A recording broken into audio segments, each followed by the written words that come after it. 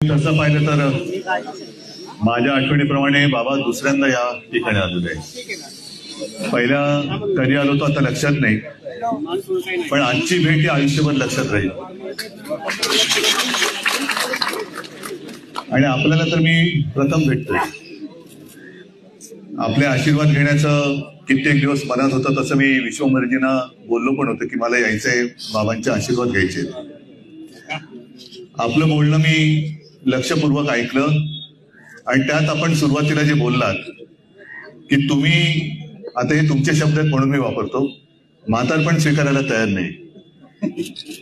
आजही तुम्ही प्रेरणा देतात आम्हाला. माझं मत आहे, प्रेरणा कधीच म्हातारी होऊ शकत नाही. मी येताना एक सरकारी ताफा गेला, त्याच्यात जयंतराव तुमचे पूर्वाश्रमीचे नेते होते. महत्वाचा मुद्दा काय की जिंकलेले सुद्धा इथे येत आहेत आणि आम्ही हरलेले सुद्धा इथे येतोय. थोडक्यामध्ये या निकालावरती ना हरलेल्यांचा विश्वास आहे ना जिंकलेल्यांचा विश्वास आहे. जिंकले ते विचारतात त्यांना धक्का, आपण जिंकलो कसा, आणि आम्ही हरलो, आम्हाला धक्का बसला, आम्ही हरलो कसा. याचं कारण स्पष्ट आहे की जे आता आमच्याकडनं आपण वधून घेतलं की सत्यमेव जयते, आता सत्तामेव जयते सुरू झालेलं आहे आणि त्याच्या विरोधात आपण उभे राहिलेलो आहोत. ठीक आहे, आताची सुरुवात आहे. या एवढ्याशा आंदोलनाने काय होणार असं जर कोणाला वाटत असेल तर वणवा पेटवायला एक ठिणगी फक्त कारणीभूत असते. ती ठिणगी आज पडलेली आहे. पैशाचा अमाप वापर झाला हे आपल्याही कानावरती आलं. आमच्यापैकी काहींनी, म्हणजे सगळ्यांनी तो व्हिडिओ तर बघितलाच विनोद तावडेंचा. योजनांचा भरपूर पडणारा पाऊस पाहिला. थोडक्यात काय केलं या सरकारने, योजनांचा अनेस्टेशिया देऊन आपलं सत्तेचं ऑपरेशन पूर्ण केलं. महत्वाचा मुद्दा हा असा एक नाही, एक अनेक मुद्दे आहेत.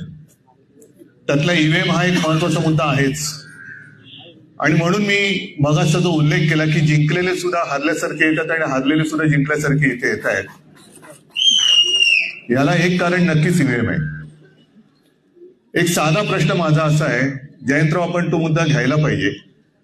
आपण आरटीआयच्या माध्यमातून इतर कोणती माहिती मागवू शकतो, पण बाबा आज आपला जो तुम्ही आठवण करून दिली, अगदी सुरुवातीला 1-2 वेळा मी तसं मतदान केलं बॅलेट पेपरवरती.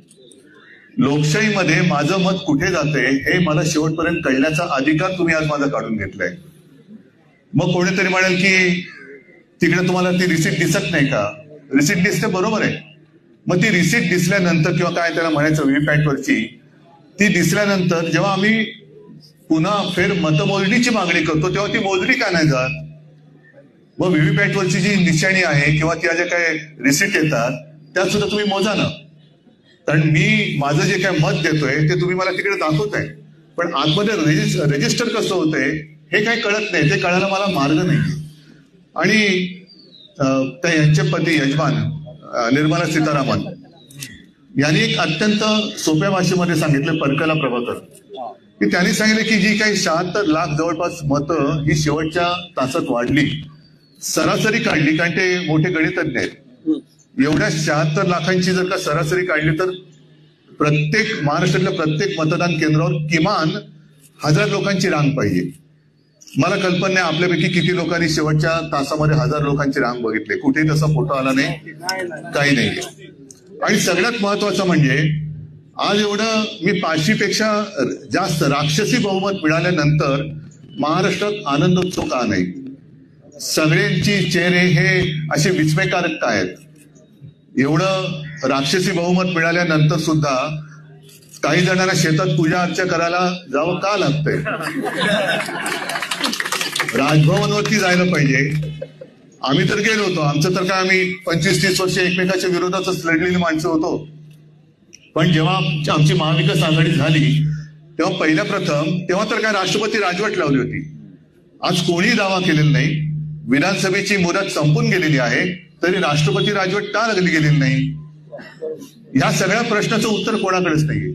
आणि एवढं बहुमत मिळाल्यानंतर सुद्धा राजभवनावरती जायच्या ऐवजी लोक शेतात का जातात, अमावस्येचा मुहूर्त का घेतात, अजूनही दावा का केला जात नाही, हा महत्वाचा प्रश्न आहे. म्हणजे यांची थोडक्यामध्ये यांना मानसिकता कळते की यांना सरकार येईल याचं असं कधी वाटलं नव्हतं. त्याच्यामुळे मुख्यमंत्री कोण होणार, मंत्रिमंडळात कोण येणार याची काहीच तयारी नव्हती. आणि ती नव्हती म्हणून आता जसं जागा वाटपामध्ये वेळ लागतोय तसं या सगळ्या वाटपामध्ये वेळ लागतोय. असो, मला असं वाटतं आज मी मुद्दामून आलो आपले आशीर्वाद घ्यायला, कारण कोणीतरी आम्हाला एक वडीलधारं पाहिजे की तू करतोयस ते बरोबर करतोयस, तू करतोयस ते चुकीचं करतोयस ते सांगणार कोणतरी पाहिजे. आणि ते काम आपण केलेलं आहे. फक्त आता एक विनंती माझी आहे, मला वाटतं सगळ्यांची विनंती तीच असेल की आता आपण आत्मक्लेश करून घेऊ नका. हा आत्मक्लेश आपल्या एकट्या व्यक्तीचा नाही, हा आत्मक्लेश आपल्या देशाचा आहे. आणि जर बाबांसारखे अनुभवी तपस्वी माणसं, त्यांना हे सगळं पटत नाही, एवढ्या वर्षांचा सगळा त्यांचा एकूण कारकिर्दीचा अनुभव बघितल्यानंतर असं कधीच घडलेलं नाही असा माणूस जेव्हा सांगतो तेव्हा आपण पुढे जाणार आहोत की नाही. तर नुसतं ज्यांना भेटायचं, आपण इकडे संविधान वाचवलंच पाहिजे, भारत माता की जय, वंदे मातरम आणि हम सब एक आहे. नाही, हम सब एक आहोत, तर ते एक आता संपूर्ण देशभर दिसलं पाहिजे, संपूर्ण देशभर दिसलं पाहिजे. नाहीतर ह्या अशा आंदोलनाला लोक म्हणतील ठीक आहे केलं आंदोलन, पुढे काय. तर हे जनतेसाठी हे आंदोलन आहे. आणि माझं तर मत आहे जयंतराव, आपण आपल्या महाविकास आघाडीकडनं पूर्ण राज्यभर आंदोलन नेलं पाहिजे, पूर्ण राज्यभर. बघू ना किती लोकांना ज्यांना वाटते की नाही मी मत दिलेलं आहे, बरोबर दिलेलं आहे, ते येणार नाहीत. पण ज्यांना वाटते की नाही काहीतरी गडबड झाले ते आपल्या सोबत येतील.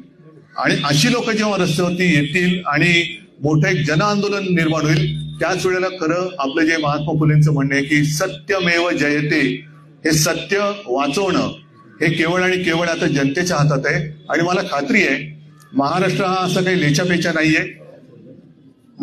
नाहीये, तो शूरांचा, वीरांचा, साधू संतांचा सगळ्यांचा आहे. आपल्यासारख्या क्रांतिकारकांनी सुद्धा त्याच्यामध्ये भाग घेतला, आपल्यासारख्या समाज सुधारकांनी भाग घेतलेला त्याच्यामध्ये. तर असा हा महाराष्ट्र देशाला दिशा दाखवण्यासाठी पुढे आल्याशिवाय राहणार नाही, हा मला विश्वास आहे. आणि याच्यासाठी शिवसेना म्हणून जे काही करायचं ते आम्ही करूच. पण मला खात्री आहे आमचे महाविकास आघाडीचे सहकारी आता जयंतराव इथे आलेलेच आहेत, ते सुद्धा आणि अगदी काँग्रेस सुद्धा लोकशाही वाचवण्यासाठी रस्त्यावरती आल्याशिवाय राहणार नाही. सगळ्यांना परत धन्यवाद देतो. आणि बाबा, माझी सगळ्यांच्या वतीने विनंती आहे की आपण आता जेवढा त्रास करून घेतला तेवढा पुरे, बाकीचं आंदोलन आम्ही नेतो पुढे.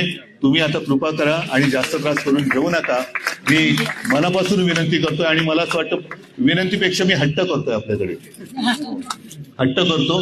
आणि कृपा करून आपण आता उपोषण सोडावं अशी, मी हे काही ठरवून आलेलो नाही, हे मी इकडे आल्यानंतर बोलतोय. माझी विनंती मानतील अशी मला आशा किंवा खात्री आहे. सगळ्यांना धन्यवाद देतो. जय हिंद, जय महाराष्ट्र.